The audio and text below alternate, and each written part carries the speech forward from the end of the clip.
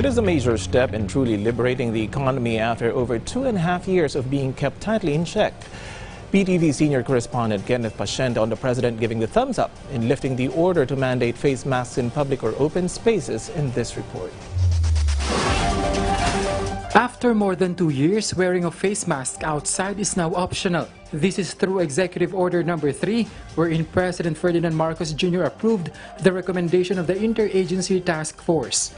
Under AO Number 3, the use of face mask in open spaces is now voluntary.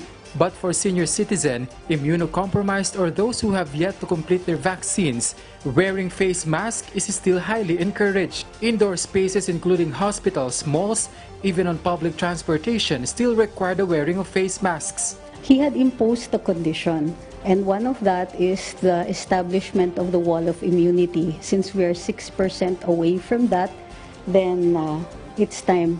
So we're doing this in stages, in phases, so that we also don't, so that we can have feedback on whether or not these new policies are working and how to make them more efficient, so that hopefully by the end of the year we might be able to have to be voluntarily masked indoors as well. It is also required to wear a face mask if you cannot observe physical distance in open spaces. The government will be coordinating with the DILG and the LGUs for the determination of places with proper ventilation. What do we consider as outdoors? In some instances, you consider outdoors okay lang roof pero walang walls. While in other instances, some people place the, like for example, under the no smoking law. In some instances, pagka sinabi mong outdoors, kailangan walang bubong.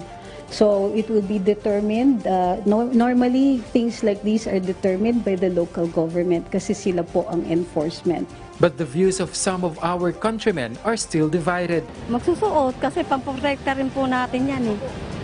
Para hindi tayo mahawa ng COVID. Mas maganda po talaga naka-face mask pa.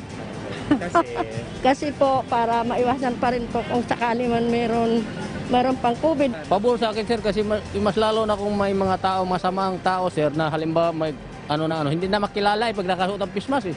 Hindi ka makahinga, mas mabuti. Tapos parang dahil na kung mag-aakyat ka sa mga overpass, hingal na hingal ka talaga, hingal na hingal na Tapos at the same time, plus budget. Some senators gave their comments about the EO that was released. According to Senate Health Committee Chairperson Christopher Bongo, he is confident that the IATF has studied the recommendation which was approved by Malacanang. But he said if it is not a huge inconvenience, it is still better to wear face masks, especially for people who are usually outside and riding public transportation. He also encouraged the public to have their booster shot. Delikado pa po. At hinihikayat ko rin po ang ating mga kababayan na magpa-booster na po. I'm sure marami pa tayong available na vaccines na sa lahat po ng mga qualified na magpa-booster na po kayo. Kesa naman po ma-expire itong mga bakunang ito. Ang nangyayari kasi ngayon, kulang yung information drive natin. May paintindi sa mga kababayan natin na kulang pa rin, hindi pa sapat yung initial 2 doses. The author of the Universal Healthcare Law, Senator J.V. Ejercito, believes that it is time for the country's economy to progress. But he says it is still better to wear a face mask indoors and on public transportation. I would think yung indoors, siguro yung air-conditioned places, mas pa rin. It will be more prudent that we wear face mask. Pero sa tingin ko outdoor, common sense naman na open area, basta meron din distance. So ako I'm in favor of that para naman na rin, no? Slowly makabalik na tayo sa normal na pamumuhay. So I think outdoors okay yung voluntary, pero indoors I think it still has to be mandatory to wear face masks. But as for Senator Ronald Bato de la Rosa, he will still wear mask and he says it is better to have protection from the virus that is not visible. For me personally, hindi pa, ayoko pa. Pero may basis sila. May basis sila bago sa decision. Ako siya, takot rin ako. COVID ako eh. Buong pamilya ko nagka-COVID na rin. Kaya magmamas ako kaya sa labas.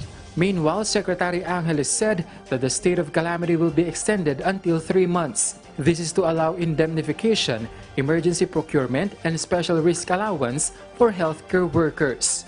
We will transition out of the state of calamity after further review. Executive Order Number 3 is effective today after it is published in the official gazette of the government. Kenneth Pasyente for The Nation.